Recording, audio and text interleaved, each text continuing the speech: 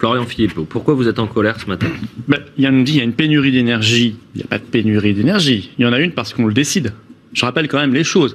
Parce qu'on a décidé qu'il fallait faire des sanctions contre la Russie en disant que ce sera extrêmement efficace, ça va leur couper les vivres pour faire la guerre, etc.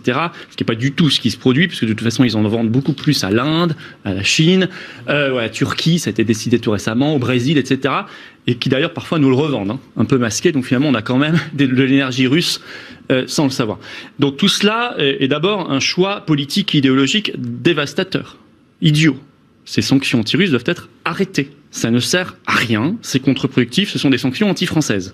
Deuxièmement, on nous dit, Monsieur Véran nous avait dit le 20 juillet, d'où mon tweet, il n'y a pas de plan caché, c'était son expression, il n'y a pas de plan caché de mesures, de contraintes, etc. Vous faites référence à la ministre de la Transition énergétique, Madame Pannier-Runacher, qui dit, quelques jours plus tard, il y aura peut-être des mesures coercitives. C'est déjà plus la même chose. Et hier, vous avez un grand papier du Parisien, je lis ce qui est écrit dedans, il cite un conseiller de l'exécutif. On ne peut pas exclure d'être contraint d'utiliser les mêmes formats que lors du Covid. Alors, vous avez fait référence à ces points quotidiens à la télévision. C'est qui me fait presque le plus peur, moi. Style Monsieur Salomon, Véran, qui viendront à la télé, mais cette fois non plus pour le nombre de morts, quoi qu'on aura peut-être la 9e vague du Covid en même temps, donc peut-être qu'ils cumuleront tout ça, mais pour nous expliquer où on en est.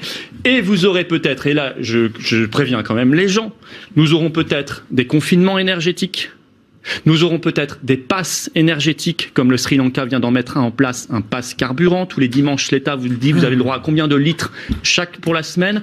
Et vous avez des plans gouvernementaux en Irlande, par exemple, pour des confinements énergétiques, pour des passes, etc. Les technologies existent, elles sont utilisées déjà pour le Covid, elles ont été utilisées. On a cassé, on a ouvert cette boîte de Pandore. Donc maintenant, on va boire le calice jusqu'à la lie. Sauf si à un moment, on se dit, on arrête le délire, on arrête les sanctions anti-russes, on remet de l'argent dans notre nucléaire pour refaire partir nos réacteurs.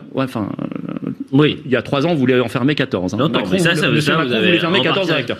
Et on arrête les bêtises.